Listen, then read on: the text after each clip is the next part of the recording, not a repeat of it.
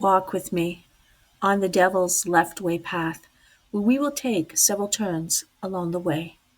This path is multifaceted, dark, light, and everything falling betwixt. Crooked our steps will be, for the journey is never straight nor narrow. Greetings and salutations. I am Kindra RavenMoon. Welcome to the Thorn Rose Witch podcast. Here's where we discuss a bit about everything that falls under the umbrella of dark spirituality, witchcraft, Satanism, devil worship, and all things related above, below, and beyond. How are you doing today? I hope everything is going well. With this episode, I am speaking to Satanists and will be approaching the devil as Satan, as a Satanist would view him.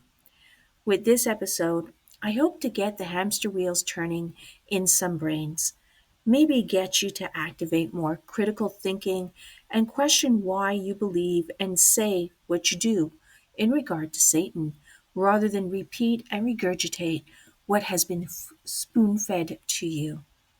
I just want to throw some things out there, or out here, I should say.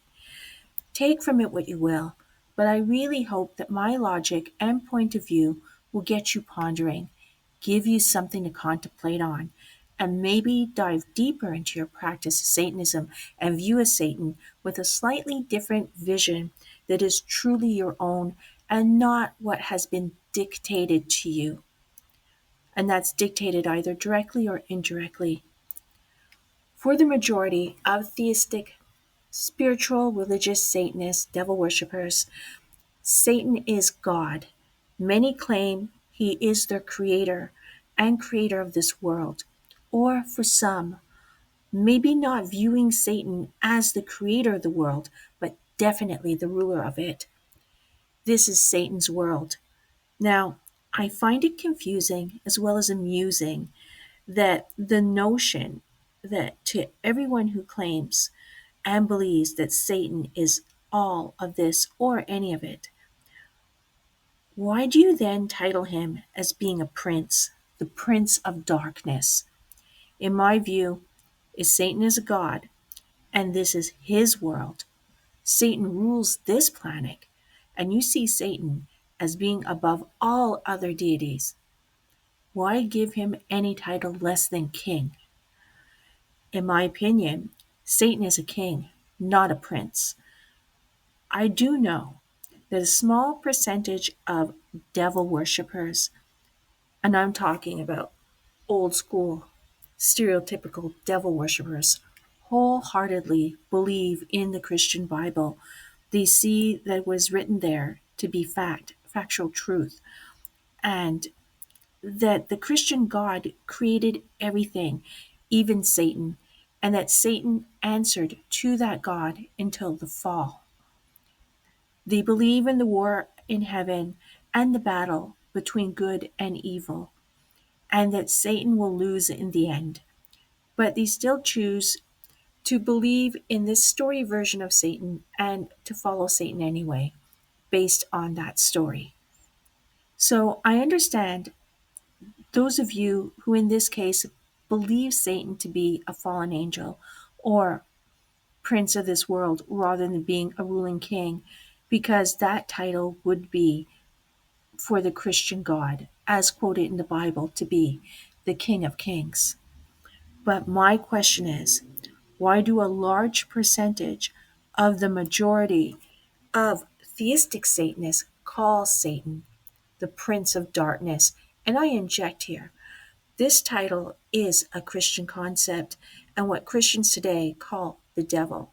So why do theistic Satanists, the majority of theistic Satanists, call Satan the Prince of Darkness rather than the King of Darkness? Think about this. If Satan is a prince, then who is his king? What king, or maybe queen, birthed Satan, bestowing the title of prince on him? And therefore, to whom does Satan answer? Who holds ruling power over Satan if he's just a mere prince? Now, I just mentioned Satan as being seen as a fallen angel. It is even more confusing to me that a Satanist who views Satan as their God, the supreme ruling God and ruler of this world, would turn around and call him an angel or fallen angel, I should say. Angel is even a lesser title than king. And how can Satan be a god and an angel when angels, fallen or other, are lesser than gods? Also, to consider Satan as an angel, that would mean that you fully believe in Christianity. You haven't let go of that dogma. You're feeding into the Bible and etc. You're giving power to that story. And then I ask, why do you then claim the Bible is fiction, a lie, and that Satan is its adversary, and etc.? But then you turn around and continue to feed into those biblical stories. You claim you claim that story, that version of Satan is true every time you refer to him as being a fallen angel. To preach that Christianity is untrue and that the Bible claims lies about Satan, but then to use Christian biblical views of Satan in your approach to him, is very contradictory. Can you understand my confusion here? Many of you are also taking from romanticized fictional stories of Satan, such as Dante's Inferno and Paradise Lost. You take it to be fact. Also confusing these with the actual biblical texts. Don't worry, Christians do the same thing. In case you didn't know, Dante's Inferno and Paradise Lost are Christian stories meant to teach lessons holding Christian morals. I really do think that a lot of theistic Satanists haven't fully read into these stories and that are just attracted to the imagery. Um, but that's how I'm viewing it, or that's how it's appearing to me anyhow. I feel that many Satanists really need to take a deep breath, step back a moment, and take all of this into consideration. Ask yourself why you are approaching Satan in this way from these sources rather than allowing Satan to speak directly to you in the way he wants you to connect with him as an individual. How did you first come to Satan? Was it through the dictation of another Satanist who maybe never let it be known that these views on Satan stem from the lens of the mentioned Christian fictional sources? I'm also wondering why so many theistic Satanists refer to themselves as being lone wolves.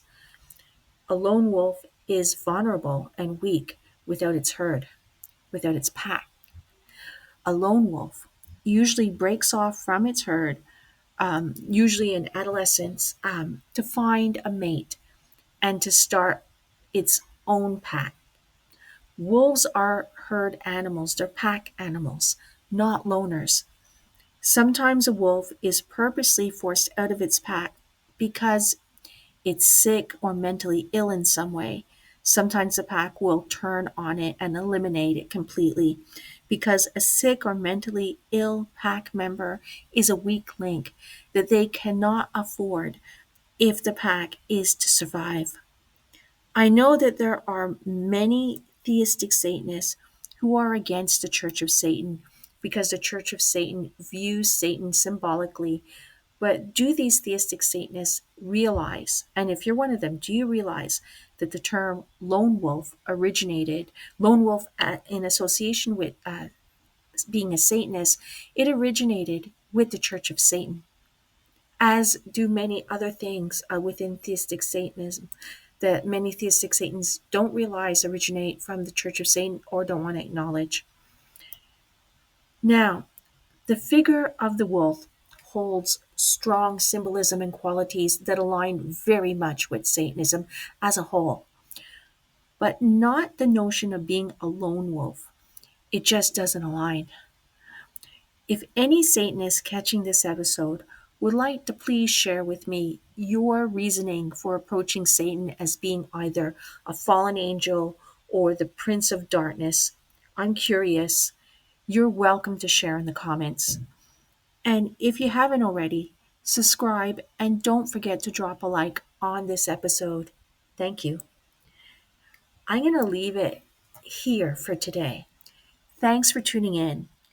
And oh, yes, Saturnalia is soon upon us. It's starting, and I know that many Satanists honor this time of year. So, in advance, I wish you all a Merry Saturnalia. And until next time, my dears, I wish you darkest blessings under Lucifer's light.